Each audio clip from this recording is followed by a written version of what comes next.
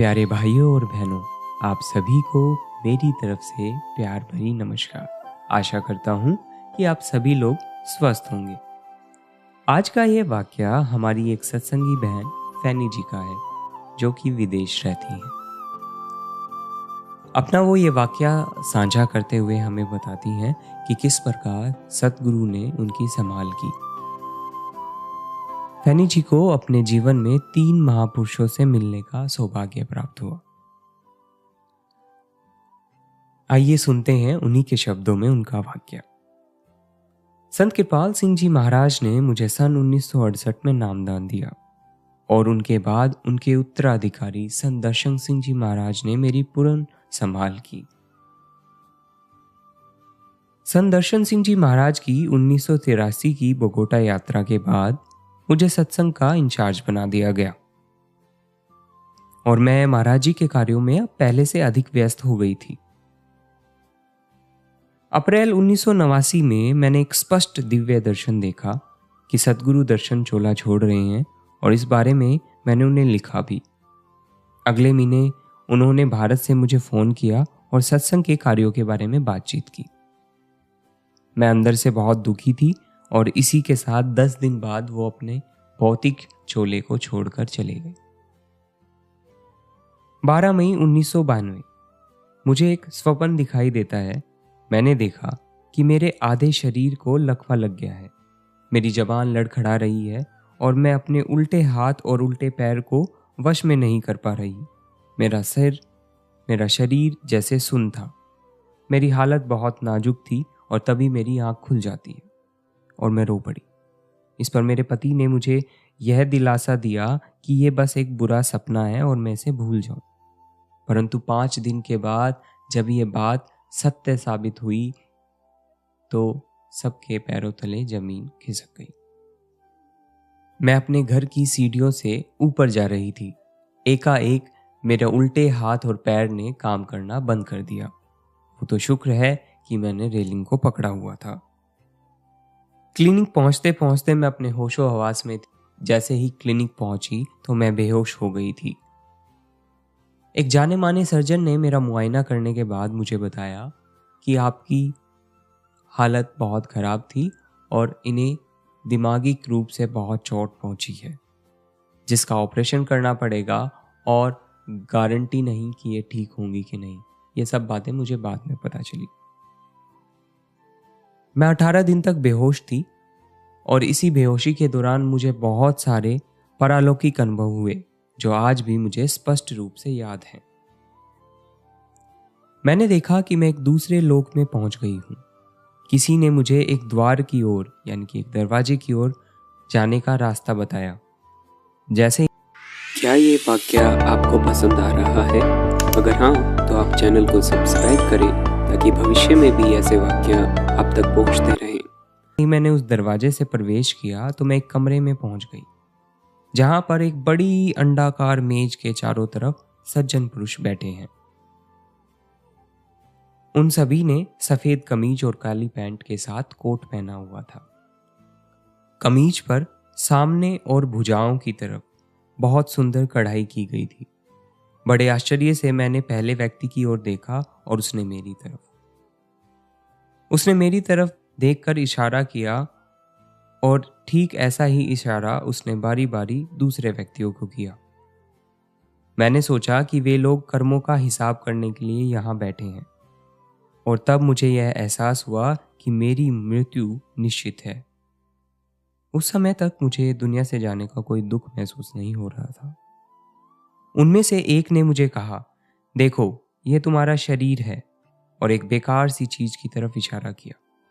वह शीशे के बक्से में थी, जैसे कि ऊर्जा से भरी कोई फोम जैसी चौकोर चीज हो। वह बहुत ही चमकदार थी। उसकी रोशनी एक सफेद बल्ब की तरह थी। उसने मुझसे कहा, यह तुम्हारी आत्मा है। मैं उस निर्मल श्वेत ज्योति की ओर आकर्षित होकर पहुंच गई। मुझे उसमें कुछ धब्बे भी दिखाई दिए।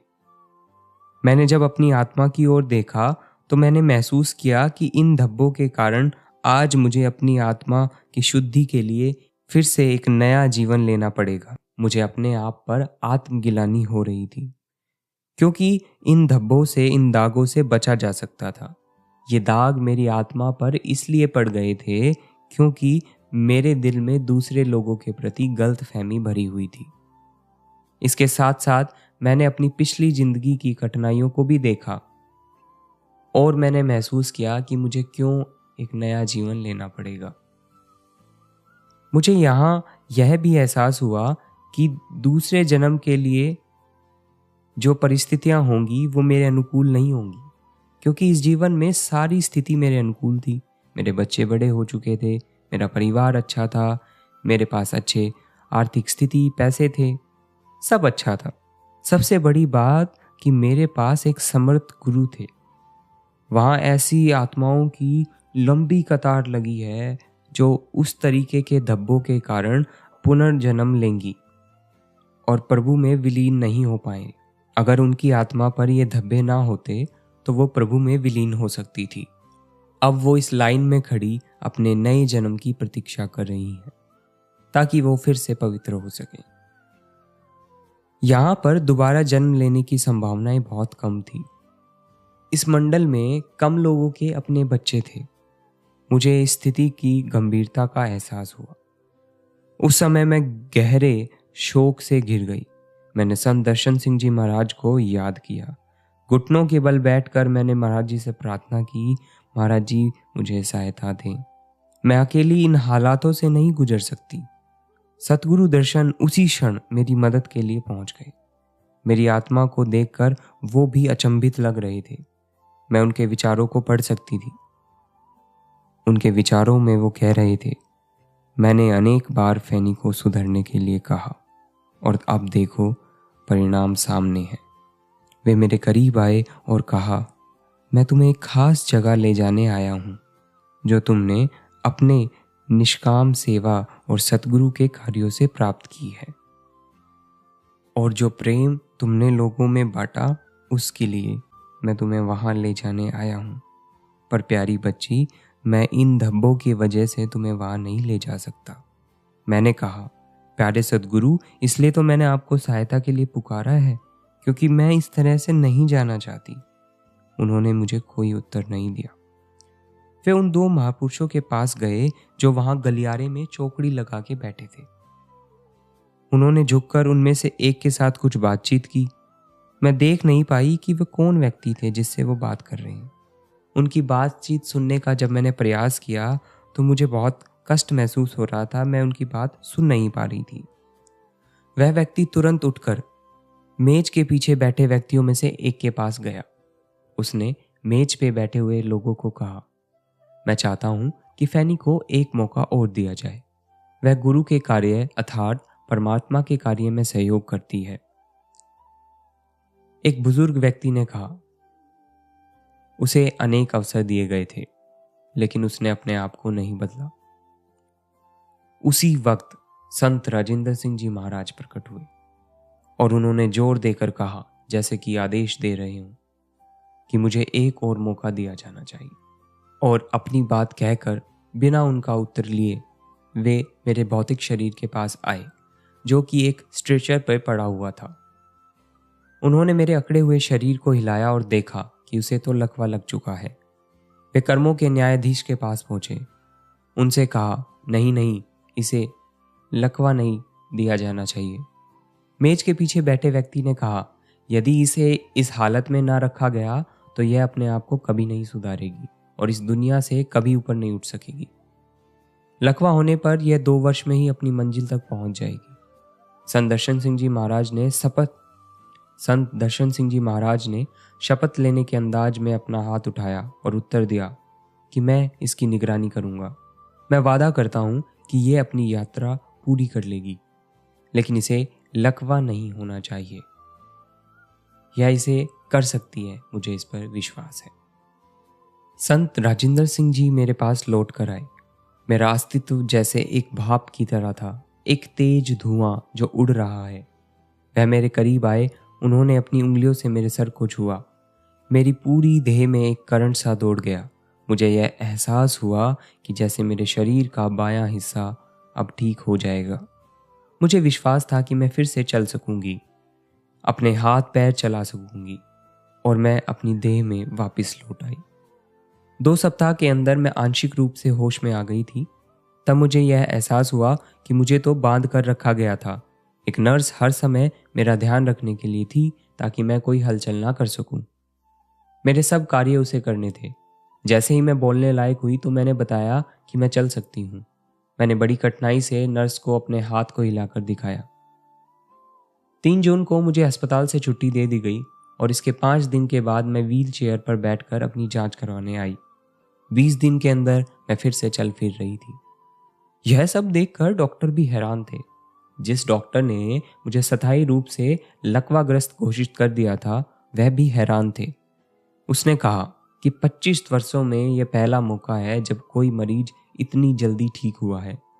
एक दिन अंत में आकर उसने मुझसे पूछ ही लिया, क्या तुम्हारे पास कोई शक्ति है, कोई मानसिक शक्ति या आत्मिक शक्ति जिससे तुम अपने आप को ठीक करती हो? मुझे विश्वास नहीं होता। तुम्हारे तो जीने की भी कोई उम्मीद नहीं थी। मैंने आज तक के जितने भी मरीज देखे हैं उनकी हालत आपसे ठीक थी, यानी कि सबसे बदतर हालात में आप मेरे पास आए थे। मैंने तुम्हारे संबंधियों को पहले ही बता दिया था कि तुम्हारे बचने की कोई उम्मीद नहीं है, और है तो 1%। लेकिन पक्षघात का इस तरह ठीक होना एकदम अविश्वसनीय है। मैंने कहा कि मेरा सद्गुरु महान है। अब मैं सामान्य रूप से चल फिर सकती हूँ। मेरे हाथ पैर ठीक हैं, वे अच्छे से काम करते हैं, मैं गाड़ी चलाती हूँ। इतना ही नहीं, 1997 में मैंने अपने पति के साथ 1 महीने के लिए भारत की यात्रा भी की। कि वर्तमान में संत राजेंद्र सिंह जी महाराज की दया मेहर प्राप्त करना कितना अद्भुत वरदान है, जिन्हें इस प्रकार की एक अद्भुत सामर्थ्य हासिल है। इस मृत्यु के अनुभव के बाद जैसे मेरी सारी सृष्टि ही बदल गई, मुझे सारी सृष्टि से प्रेम हो गया। प्यारे भाई और बहनों, संत दर्शन सिंह जी महाराज का एक शेर है कि मिली वो शय कि मैं शक्षार हो गया साखी, हर आदमी से मुझे प्यार हो गया साखी। संत कभी चमत्कार नहीं करते, वे तो अपने प्यारे शिष्यों के लिए दया की धारा प्रवाहित करते हैं। अब दुनिया इसे चमत्कार कहे सो उनकी मर्जी। पिछली साखी के सवाल का जवाब हमारे एक अभ्यासी दिया जो IZ4WJ करके हैं, उनके लिए धन्यवाद। आज का सवाल, इस साखी में किस वजह से अभ्यासी को ऊंचे रूहानी मंडलों में ले जाने के लिए मना कर दिया गया था?